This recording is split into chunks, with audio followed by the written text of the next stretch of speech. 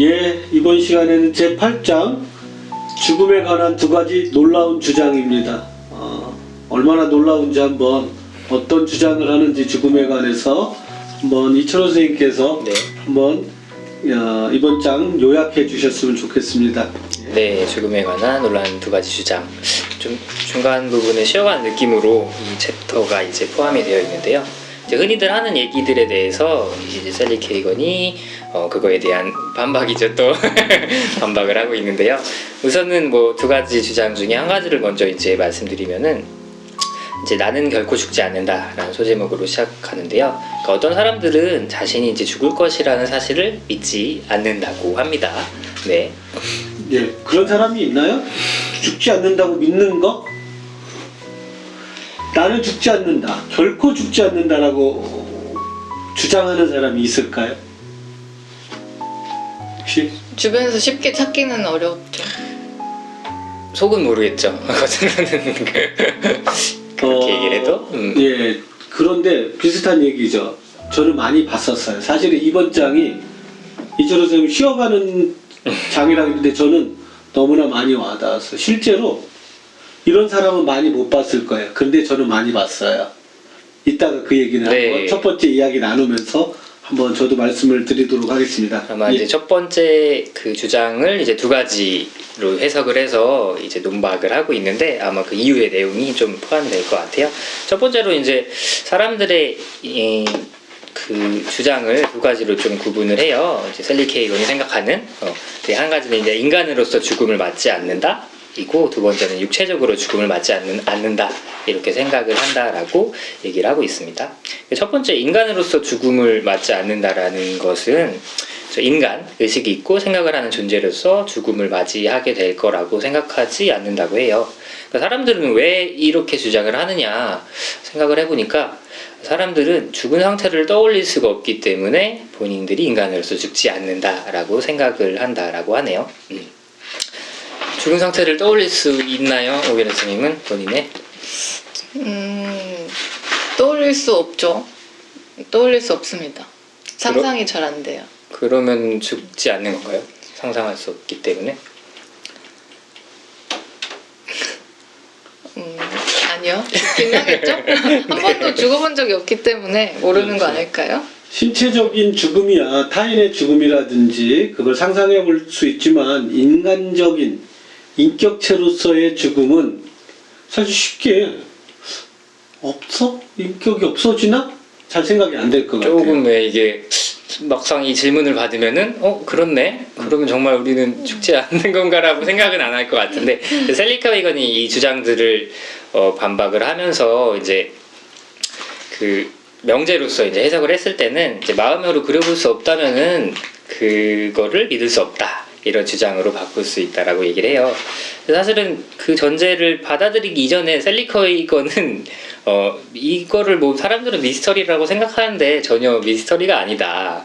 그러니까 예를 드는 게 우리가 휴대폰이 되는 거를 상상해 볼 수 있냐라고 했을 때 휴대폰이 된다라는 건 뭘까요? 그냥 휴대폰인 거죠.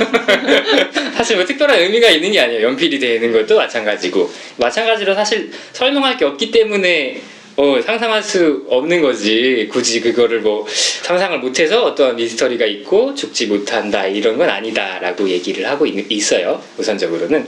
하지만 어쨌든 논의를 위해 전제를 받아들인다라고 가정을 했을 때 이것 또한 논리적인 오류가 있다 얘기를 하면서 우리가 기절을 하는 사람들이 있죠. 종종. 그쵸? 근데 기절을 우리가 의식하지는 못해요. 떠올릴 수는 없어요. 우리가 기절한 상태 자체를. 그렇다고 해서 기절을 안 하는 건 아니죠, 사람들이.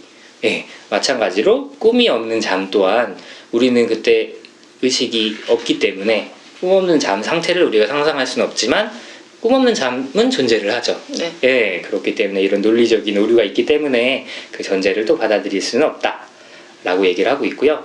또 한 가지로는 이제 외부의 시선으로는 죽은 상태를 그려볼 수 있잖아요. 내가 죽은 모습을 상상해 볼 수 있잖아요. 그렇죠. 네, 그렇기 때문에 상상할 수 없는 것도 아니다라고 얘기를 하고 있습니다. 여기서 뭐 좀 반박을 할 만한 내용은 없으신가요? 근데 사실 인간으로서의 죽음이니까 진짜 자기가 죽어있는 모습을 여기서 말한 대로 상상을 해볼 수 있어야 되는데 외부에서 본 거는 이제 육체적인 죽음이 아닐까요? 네. 네. 그렇지만 그려볼 수 있죠. 그냥 아무것도 생각하지 못하는, 의식하지 못하는, 그건 상상해볼 수 있다. 그쵸. 그러니까 내가 내면에서 내가 그 없는 실체가 돼서 없는 상태에서 없는 걸 생각할 수는 없다라는 거지만 외부에서는 얼마든지 상상을 해볼 수 있겠죠. 그쵸. 네. 네.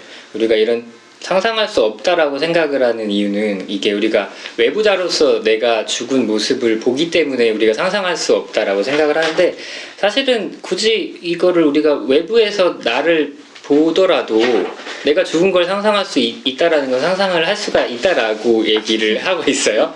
예. 그러니까 굳이 어떤 시점, 어떤 우리가 어떤 그림을 볼 때처럼 우리가 어떤 특정 시점에서 그것들을 바라봐야만 그것들을 상상할 수 있는 거는 아닌 거죠.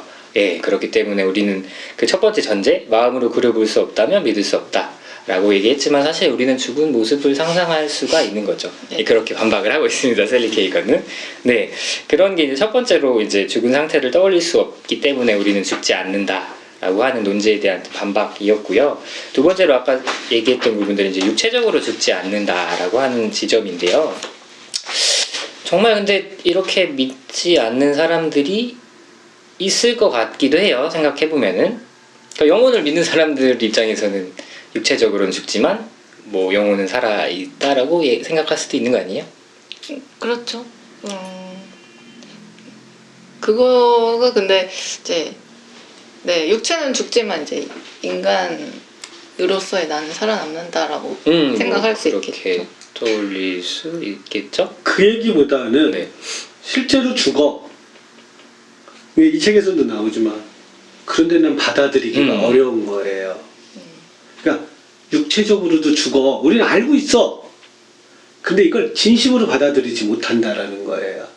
네, 그 논의가 되게 이제 그 후반부에 나오는 내용 중에 이제 그거를 그래서 무의식적인 어떤 죽음과 의식적인 죽음을 구분해서 봐야 된다라고 얘기를 하고 있어요. 사실 여기서 재밌는 그 내용이 소개가 되는 게 그 이반 일리치의 죽음이라는 톨스토이 작품을 예를 들어서 좀 설명을 하고 있는데요.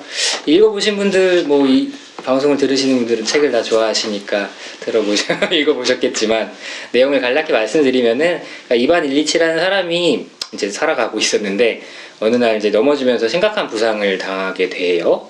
상처가 계속 악화돼서 이제 결국에 죽음으로 이르는 그 결론으로 이제 끝나는데요. 이제 여기서 되게 좀 재밌는 장면은 이반 일리치가 자신이 죽을 운명이라는 사실을 깨닫고 굉장히 충격에 빠지는 장면이 있거든요. 비명을 지르죠, 그렇죠? 네, 계속해서 이제 비명을 지르게 되는데, 그러니까 이반 일리치도 본인이 죽지 않을 거라고 생각하지는 않았을 거예요. 언젠가 뭐 죽을 거라고 생각을 했겠죠. 하지만 그거를 내가 죽을 거라고 받아들이는 거는 받아들이는 거지만 의식적으로는 받아들이는 거지만 무의식적으로는 사실 본인의 죽음을 받아들이고 있지 않았다라고 하는 거죠. 그렇죠. 사실 이반 일리치의 죽음에서 핵심은 뭐냐? 어떤 보편적 인간이 그럴 거다.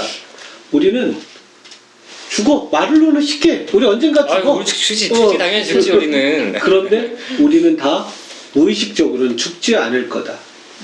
죽음을 부정하고 살아가는 우리 사람이다. 그러니까 여기서 주장하는 게 나는 결코 죽지 않는다는 어떤 의식적 주장이 아니라 무의식적 주장을 저는 말하는 것 같아요. 네. 첫 번째보다는 두 번째 해석으로서 우리는 그렇게 살아가는 거 아니냐. 그러니까 이반 일리치도 나에게 죽음이 다가오니까 그때부터 나 죽네 진짜. 그리고 놀래는 거야. 근데 그 나머지 인물들을 보면 이반 일리치가 죽으면 나는 승진하고 누가 승진한 자리에 내 친척 누구를 데려오면 어쩌고 저쩌고 가족마저도 연금은 어떻게 되나. 그러니까 나의 죽음이 아닌 거야. 그 나머지에게는. 그거는 그냥 이반 일리치의 죽음인 거야. 그러니까 나의 죽음은 또 부정해. 이런 얘기죠. 네, 부정한다라고 하는 거. 근데 여기 책에서도 이런 얘기가 나와요. 우리는 사실은 죽음 말고도 우리는 별 생각 없이 뭔가를 믿는다고 말한다. 사실은 안 믿으면서. 이런 문구가 나와요. 죽음이 바로 그런 주제가 아닐까. 우리는 말로는 믿는다고 해놓고 그렇게 말로는 생각해. 그러나 무의식 속에선 마치 안 죽을 것처럼. 불멸을 할 거라고 그렇죠. 사실 무의식적으로는 생각을 하고 있다라고 하는 부분인 것 그러니까 같습니다.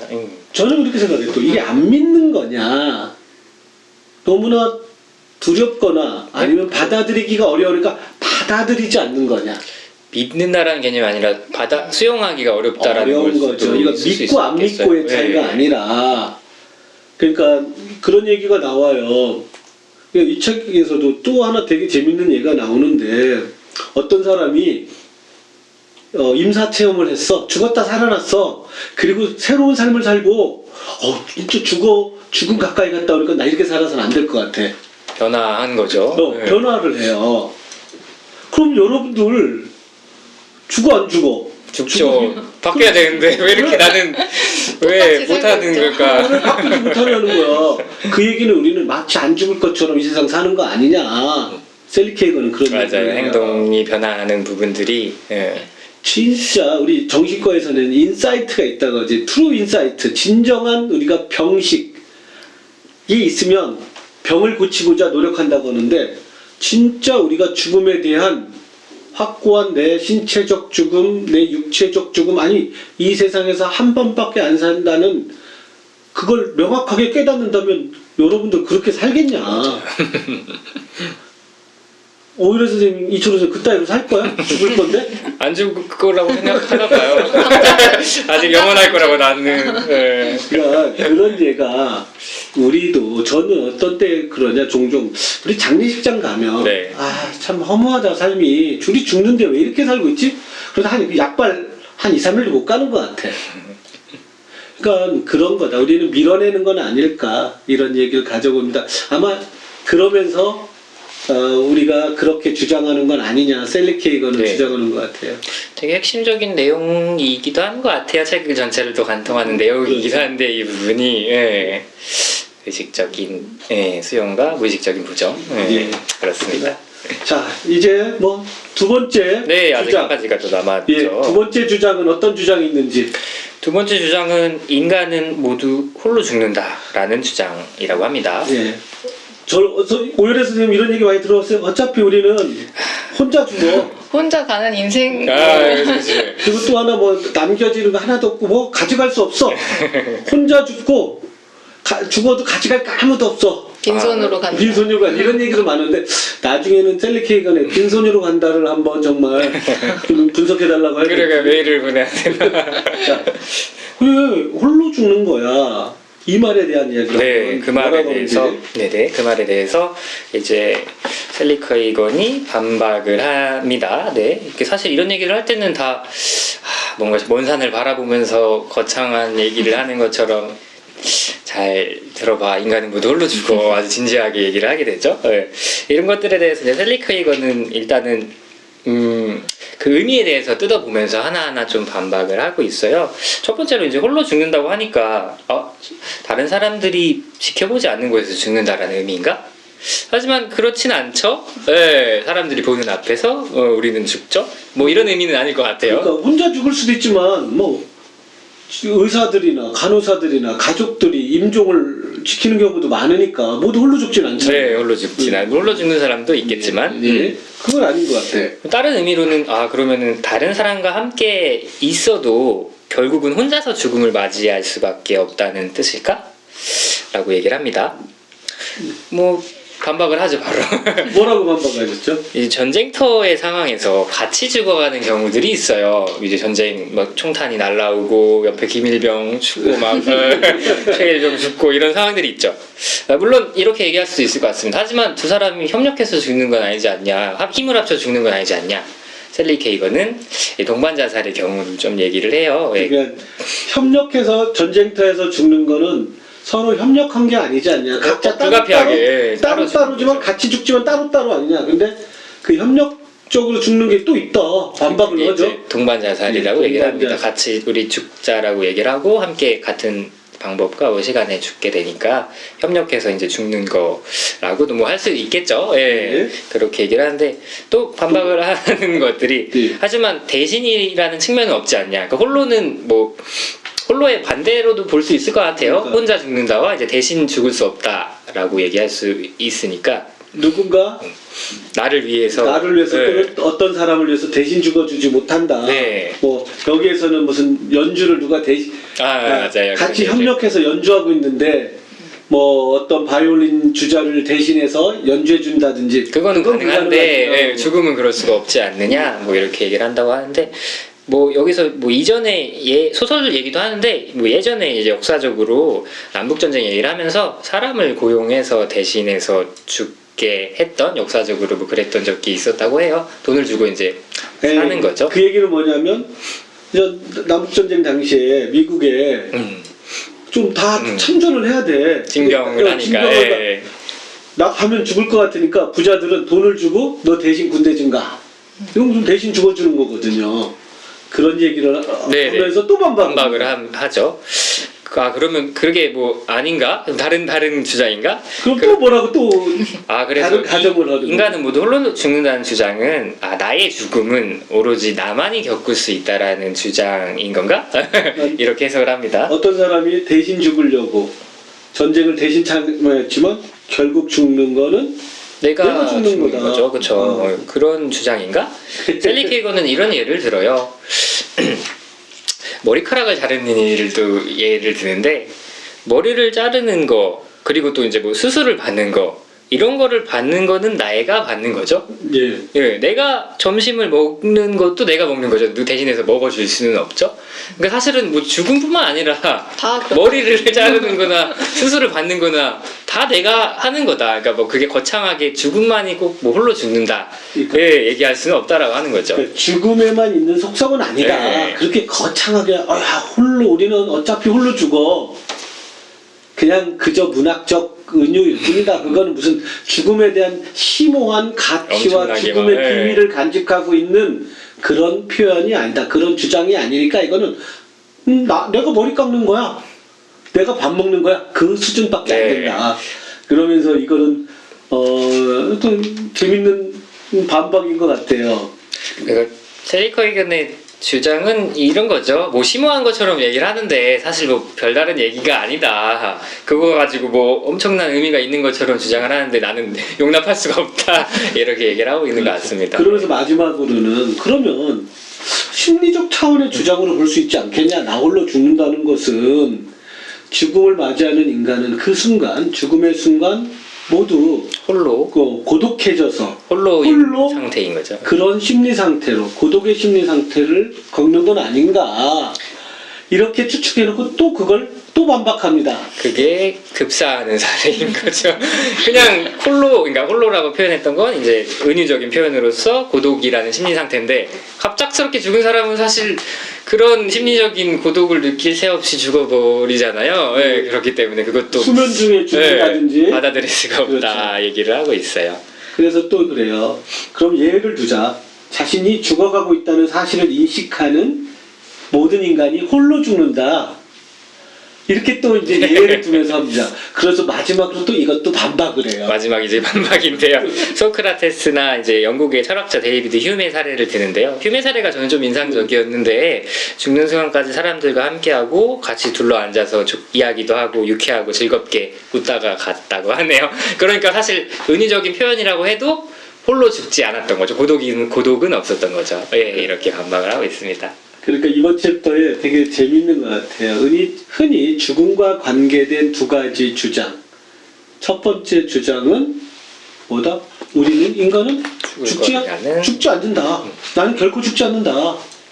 근데 이것은 아마도 어떤 인간의 무의식적 거부, 받아들일 수 없음, 죽음이.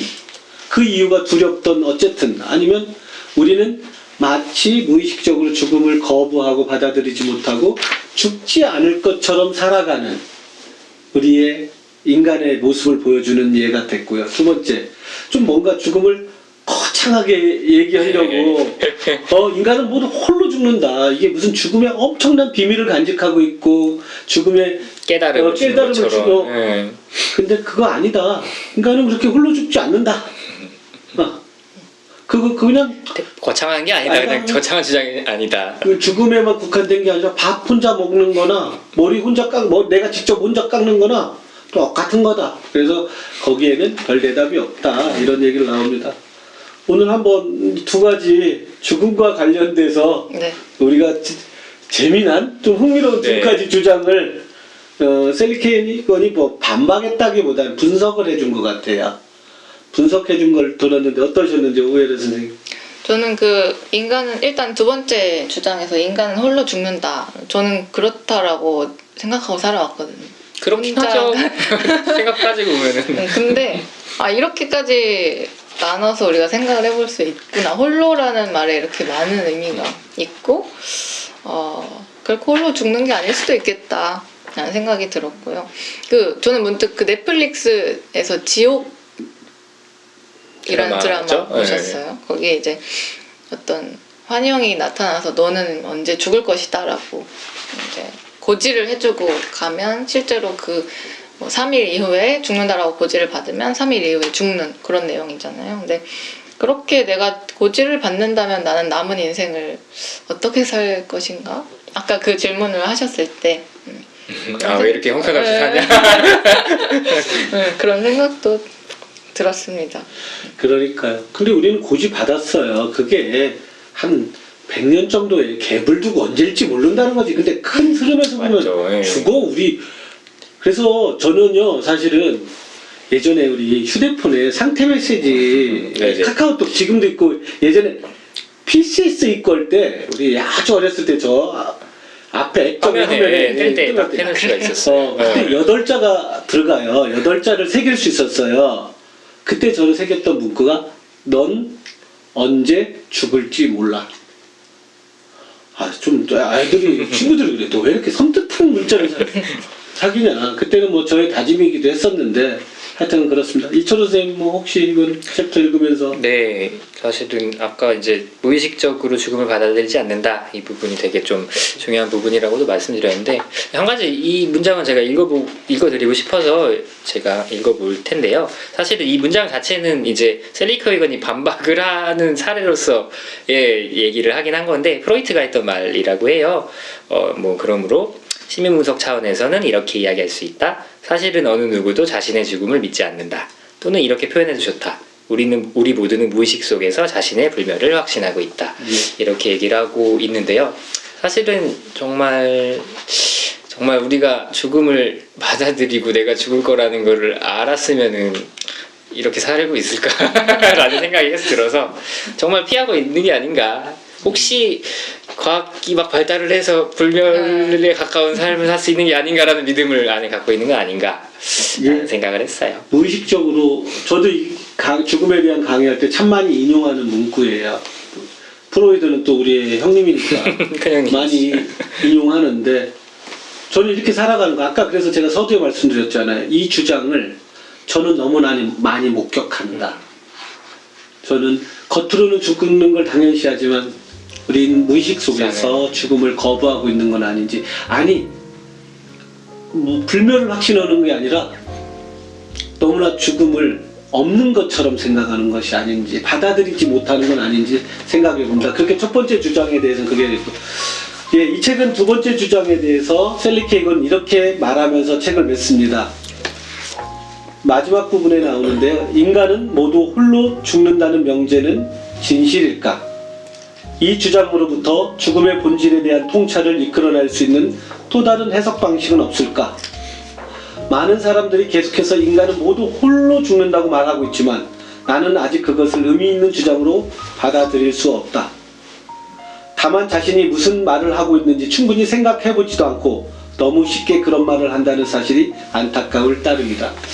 죽음과 관련해서는 이렇게 그럴듯한 말들이 난무하고 있어요. 심오한 고민, 생각도 없이 그냥 죽음은 바로 그런 것 같아요. 우리 사회의 죽음은 죽음 그 자체가 압도되니까 죽음과 연관해서는 어쩌면 우리가 다 말했던 것들이 그냥 우리가 그냥 받아들인 건 아닌지 생각 없이 생각 없이 바로 이 책은 그걸 던지는 거야. 좋다.